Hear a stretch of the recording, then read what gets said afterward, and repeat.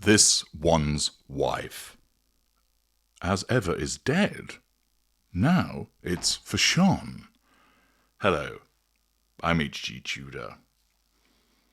This one's wife has something of a reputation. No, not that one. We're not going to be talking about that reputation today, but rather her reputation for never completing things and hopping from one thing to another. This is a symptom of her narcissism. As you know, when she's interacting or potentially interacting with other people, she is driven by the subconscious pursuit of the prime aims: control, fuel, character traits, and residual benefits. That's what her narcissism wants her to achieve. And if she can get that quickly, easily, cheaply, with the minimum of fuss, so much the better. This means that this one's wife and other narcissists will invariably speak about things rather than doing them.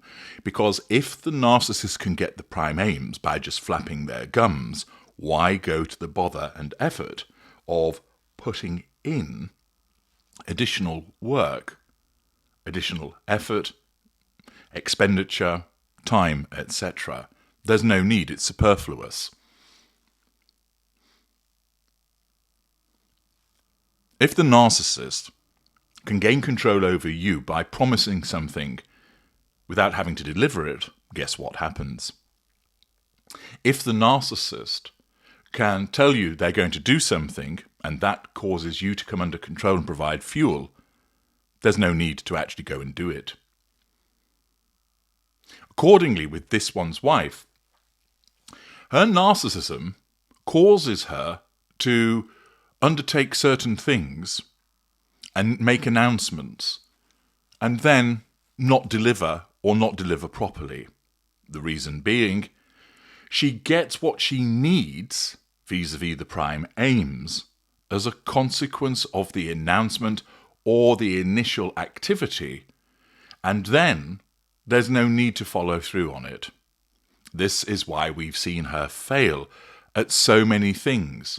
A combination of a lack of inherent talent, her unlikability, combined with inherent laziness, and then sprinkle in the fact that her narcissism simply states, well, you don't need to see it through. We've got what we need vis-a-vis the prime aims. Which is why American Riviera Orchard went off half-cocked and then never went anywhere. Why her supposed arena speaking tour amounted to one appearance in a hotel in a flyover state and went no further. Time and time again, you have seen her start something. She talked about marching on Washington with Gloria Steinem. Never happened. She was going to lunch with the senators in relation to parental leave. Spoke about it. It never happened. Repeatedly, we have seen this. And it wouldn't come as any surprise to learn that because, as ever, the Potemkin business hasn't really set the world alight and made her a billionaire, as she expected it to do within a matter of months, that she would ditch this and instead pursue something else. Throw into the mix that she had been seen recently at the Paris Fashion Week, and there is a suggestion that she's now starting to try and emulate Victoria Beckham, both in terms of aspirations and clothing. You wouldn't be surprised if you were to learn that as ever has come to an end, she's decided against pursuing it further, and that she's going to move into Fash-On instead. Indeed, this is something that was heralded only the other day. A post on X from somebody called King Billy wrote, breaking, TMZ is now reporting that this one's wife has decided to phase out as ever and go into Fash-On, and that her new company will be called Ocean Pacific to identify with her love of California. TMZ also reports that trademark paperwork has already been submitted. Accordingly, that appeared to be the word on the street. The suggestion that this one's wife had given up on as ever and was now moving into Fash-On, and as I've just explained, there's some credibility for that suggestion. This post maintains that TMZ broke this news also. I recall on seeing it thinking to myself, that's a strange name, because wasn't Ocean Pacific a brand that was particularly prominent in the 80s? And whilst we know that she's a dimwit, is she that dim-witted to choose something that already exists and was well known about and continues to exist to this day? Well, unsurprisingly, it turns out that this is another instance of nonsensical news that's been perpetrated by individuals. As you know, from time to time I will highlight this, pointing out that first of all it's always important to go to the evidence to ensure that information is accurate, that peddling misinformation only plays into the hands of this one's wife because of her victimhood and her desire to silence her critics. And the simple fact is also that as part of dealing with narcissists, it's important to ensure that you go to the evidence rather than being led by emotional thinking, speculation, fear. That causes things to be taken out of proportion, that you are misled. If you go to the evidence, you will make logic-based decisions, which are the right decisions to make. It's also, and I've pointed this out many times before, you don't need to make stuff up about this one's wife. There's plenty of things that she does which demonstrate her narcissism, show that she's a failure, and you don't need to add to the mix by muddying the water in this way. And what I thought I would do was utilise a post by somebody called HRH Lady J, who articulated this position with regard to the spreading of misinformation particularly effectively. And so I'm going to engage in some character trait acquisition by utilising that person's post because it makes the point very well with regard to this apparent news that as ever is being phased out, and this one's wife is launching Ocean Pacific instead. HRH Lady J explains, well, if this were actually breaking news, that would be something. But it isn't. It's not breaking, and it's certainly not news. It's pure clickbait, plain and simple. The sort of engagement farming that gives digital journalism a bad name. And it's hardly the first time that HRH Lady J has had to correct this particular account for sharing fabricated nonsense. There's no TMZ story here, nothing on their site whatsoever, just a screenshot of their logo slapped on a made-up tale. Right then, the facts. As Ever has not yet secured its trademark. The brand is currently sitting in the notice of allowance stage, which means it isn't legally secured until a statement of use is filed and approved.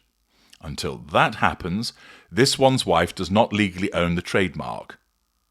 Her legal team must either submit the statement of use or file for an extension by 24th of November for some and 24th of December 2025 for others. If they fail to do so, the trademark applications for every class except clothing, which was already blocked, will be deemed abandoned. So pausing there. This poster is going to the evidence and pointing out that this one's wife has a potential problem with regard to the ownership of the trademark for As Ever because she needs to submit a statement of use, and unsurprisingly she's dragging her heels once again in that regard. She continues by writing, and yes, that clothing class rejection still stands. The Chinese fashion brand, As Ever, successfully objected to this one's wife's filing, preventing her from using As Ever for apparel. The USPTO agreed, citing a likelihood of confusion. That's not opinion, that's federal record. Now, onto this peculiar Ocean Pacific angle. The poster states, I've absolutely no idea why it's even being talked about or where on earth it came from. Ocean Pacific is already a long-established, fully active brand, and has been for decades. The Ocean Pacific label dates back to 1972, when Jim Jenks launched the clothing line after acquiring the name from a 1960s surfboard label founded by John Smith. In other words, Ocean Pacific, or OP as it's widely known, has been a functioning trademark brand for over 50 years. She then goes on to explain where the brand sits within its ownership group, etc. I don't need to repeat that. This one's wife cannot legally create or market anything under the name Ocean Pacific or OP. If she tried to file or even hint at doing so, she'd be up against a corporate behemoth with decades of legal protection. She wouldn't make it past the first round of application review. You all know my stance on misinformation being paraded as truth, and this is a textbook example. I suspect as ever will eventually quietly fade into obscurity unless the filings are properly completed. But to invent a sensational story complete with fake screenshots and no cited sources, it isn't just irresponsible, it's unethical. We don't need to invent headlines just for the sake of content. This one's wife provides more than enough material all by herself, a point that I repeatedly make. The moment we start fabricating stories, we're no better than her small but delusional fan base who spin fantasies from thin air and parade them as fact.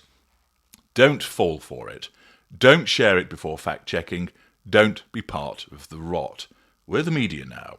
Mainstream outlets have long since abandoned integrity and journalistic ethics, which makes it all the more vital that we keep hold of ours. A sensible post demonstrating essentially what I have pointed out on many instances, that misinformation is not useful. It causes people that engage in it who are anti-this one's wife to be no better than the Sugars and their invented stories. It plays into the hands of this one's wife and her victimhood, and it allows her to press harder in relation to censorship. Don't do it.